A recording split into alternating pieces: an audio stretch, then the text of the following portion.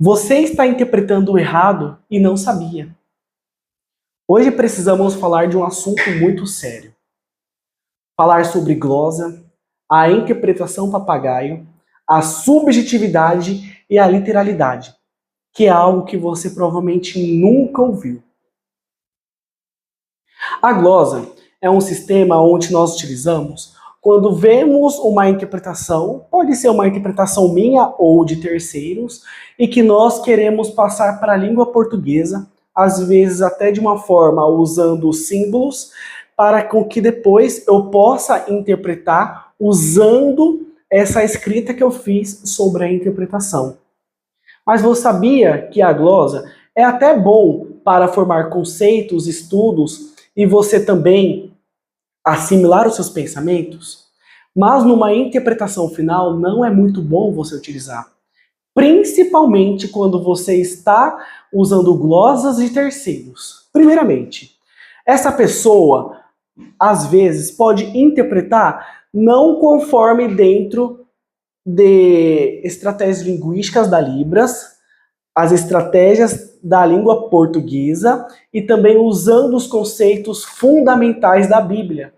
Pois nós, como intérpretes religiosos, precisamos muito conhecer a Bíblia, entendê-la de uma forma plena, para que nós possamos usar as suas metáforas, seus conceitos na interpretação. Bom, quando nós começamos a interpretar glosas de terceiros, ou vemos uma pessoa interpretando e nós nem sabemos direito o sinal que ele está usando, ou até conhecemos um sinal pelo conceito de uma palavra no português, nós acabamos utilizando esse sinal de uma forma que não está corroborando com o conceito da frase ou com o contexto do autor original. E nós acabamos fazendo heresias, erros teológicos, ou até mesmo fazendo com que o surdo não entenda o que foi dito. Ele vai entender os sinais, mas ele não vai compreender o conceito do primeiro autor. Por exemplo, se eu falo assim, hoje você está liberto do vício do cigarro. Eu noto muita gente falando assim, hoje você está liberto do cigarro. Mas, se eu falo isso, hoje você está liberto do cigarro, eu estou querendo dizer, a partir de hoje você pode fumar. Ó, a partir de hoje você pode fumar. Esse sinal não fica correto com o contexto. Lembra que eu falei? Não corrobora com o contexto do primeiro autor. O autor disse que você está livre do cigarro, ou seja, a partir de hoje você não irá fumar mais. Então, hoje, o cigarro e pode cancelar ou parar, acabar. Você pode usar outros sinais que tenham o mesmo conceito, que tenham uma relação de finalizar. A partir de hoje você não fuma mais. E eu vejo muitas pessoas utilizando que a partir de hoje você está livre para poder fumar. Ou qualquer outra situação, né, relacionada ao pecado, coisas humanas. E isso o surdo vai entender. O surdo vai entender que os sinais, a sua interpretação. Mas ele vai entender que ele pode fumar à vontade. Entendeu? Isso é muito notável. Eu sempre vejo interpretação e pessoas vêm e me falam a respeito disso. Isso, pessoal, quando eu vejo algo sendo feito e eu começo a reproduzir, é o efeito papagaio. A pessoa, ela usou da hipercorreção, né, quis usar um sinal novo, quis usar um sinal usual, ou algo que garantisse um domínio na Libras, isso é hipercorreção. Porém, incorretamente. Aí ele se corrompeu. Ele falou errado, ele praticou uma heresia, e isso faz com que o surdo se perca na caminhada espiritual dele. E dentro dessa questão de hipercorreção, efeito papagaio, existe também a ignorância lexical, né, que é o que eu estou falando. O uso de sinais errados por desconhecimento do contexto. Isso aqui é algo simplório que eu falei para vocês. Né? Está livre do cigarro. sendo que estou livre para poder fumar, o surdo vai entender. Isso é uma ignorância lexical. Você não compreende a palavra na Libras, é ignorante a respeito do contexto dela, porque você associou essa palavra na Libras com uma palavra no português. E você está pensando que é a mesma coisa, e não é. Lembra que eu falei no começo? A Libras não tem nada a ver com português?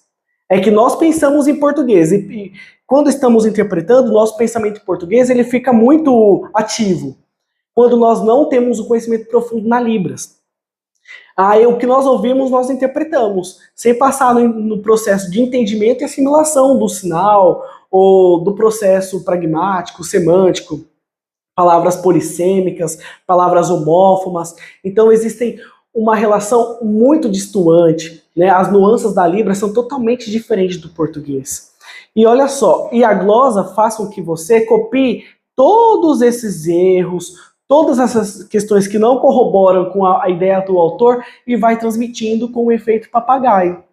E sem o uso gramatical da Libras, sem as estruturas que a Libras precisa ter, né? Quando falamos sobre interpretação no contexto religioso, nós estamos falando de uma interpretação forma culta, é uma interpretação que precisa seguir as nuances corretíssimos da Libras. Aí nós chegamos na questão da subjetividade e da literalidade. Vocês repararam que eu falei sobre uma questão de uso de glosa, né? Aqui a principal questão é o uso da glosa. No uso da glosa nós podemos reproduzir o efeito papagaio, que eu ensinei vocês, e no uso da glosa, quando principalmente de terceiros, às vezes essa pessoa não está preparada teologicamente.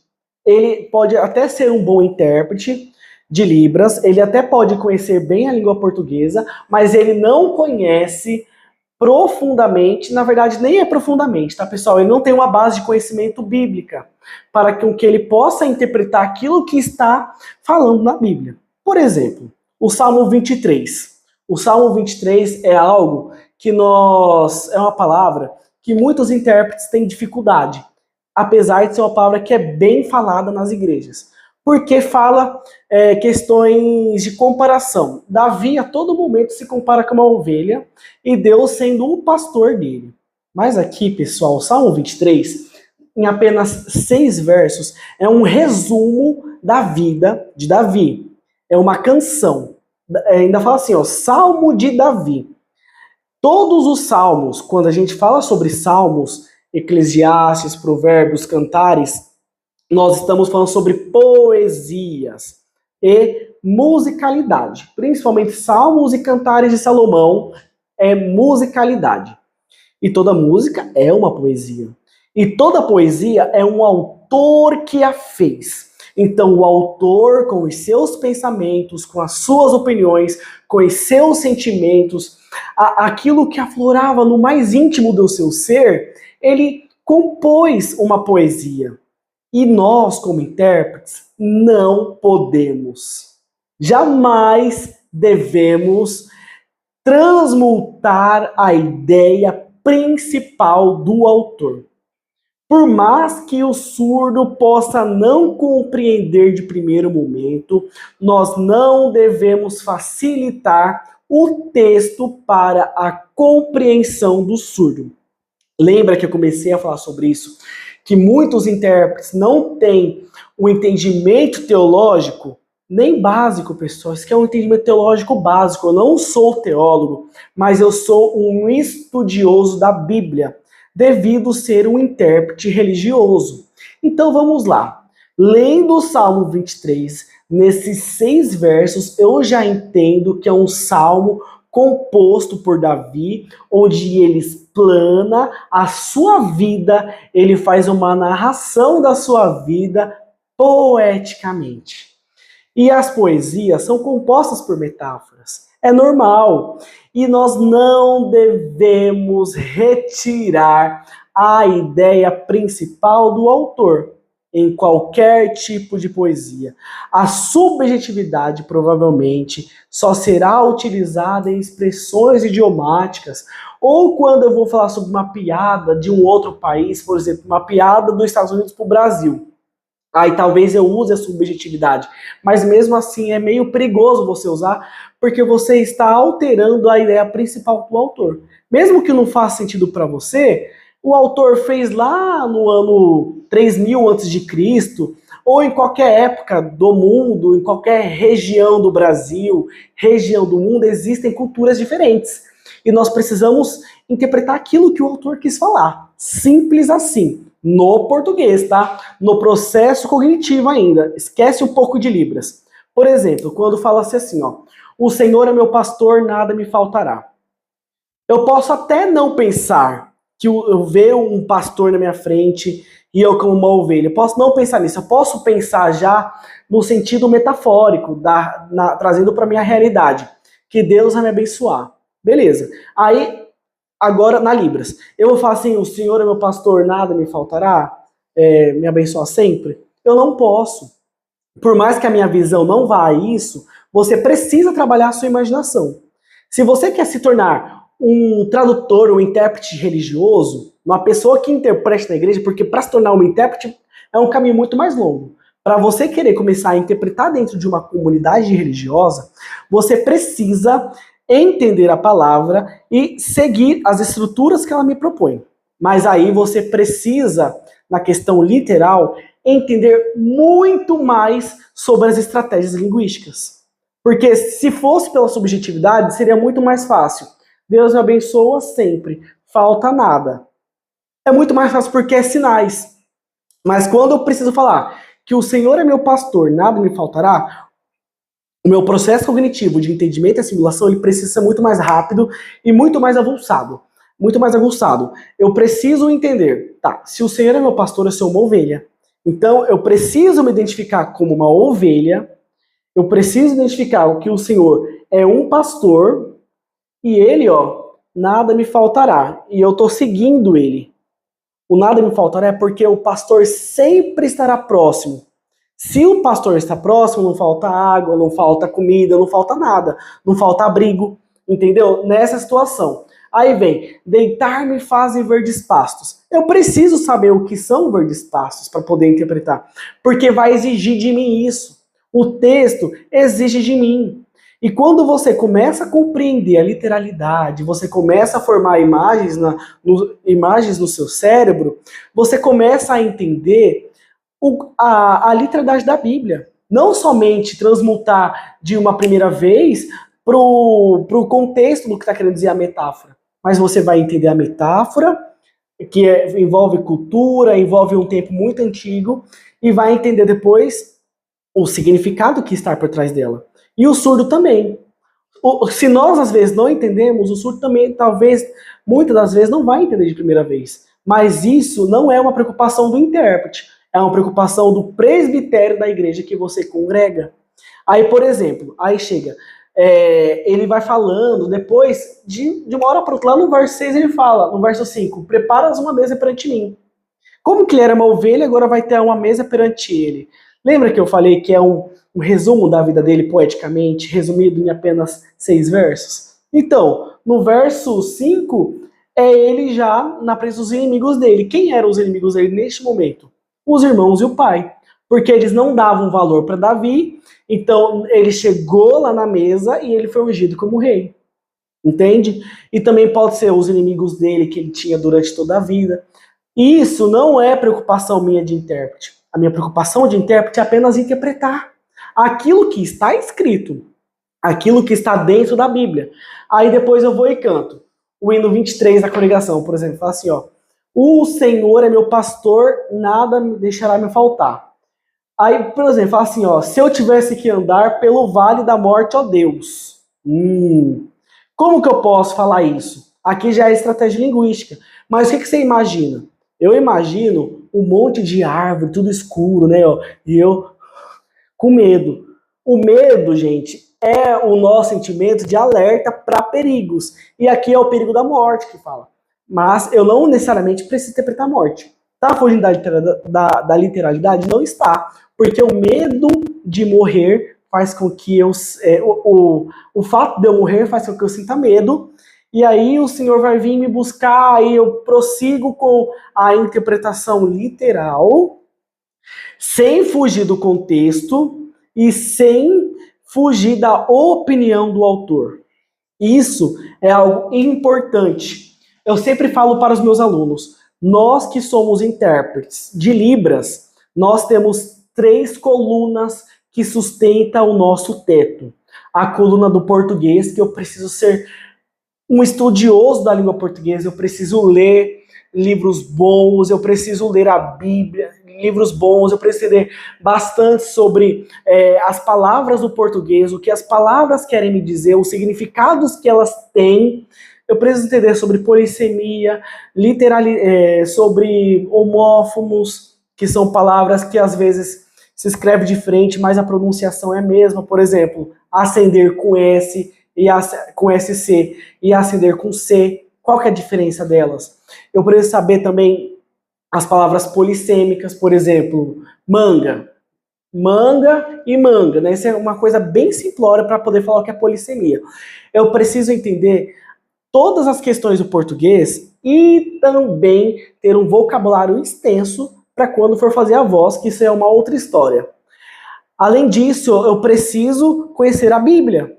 Eu não posso deixar de conhecer a Bíblia para não me ter em problemas como este. Falar que o Senhor é o pastor, aí eu não me incorporo a ovelha, não incorporo Deus como pastor, só que ele me abençoa sempre e falta nada.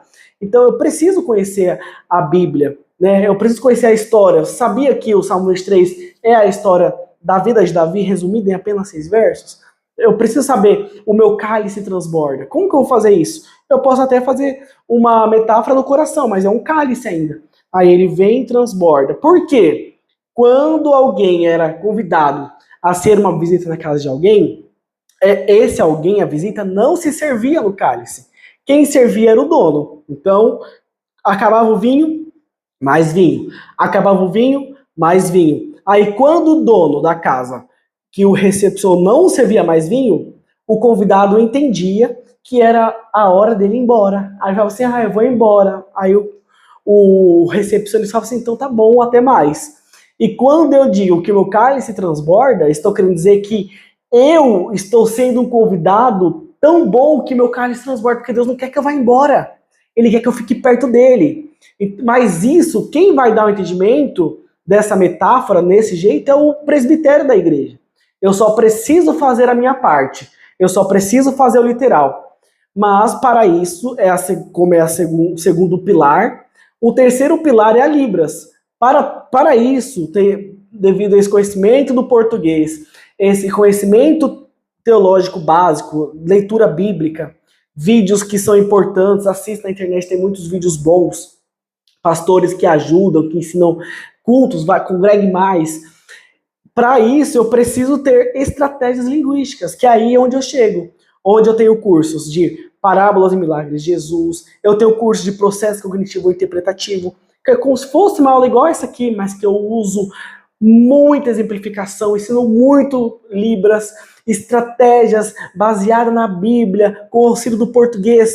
E é isso, pessoal. São esses 3 pilares que eu preciso falar para vocês, porque eu estou me sentindo obrigado por ver tanto estudante, tanto intérprete que começou na Libras, fazendo glosa de intérpretes já mais antigos, e continuam ensinando de uma forma que não corrobora, não é uma forma incorreta, que não corrobora com a ideia principal do autor, e que você vai passando isso adiante, e você vai passando informações que faltam contexto, que falta conhecimento, e o surdo, ele é o único prejudicado dessa história.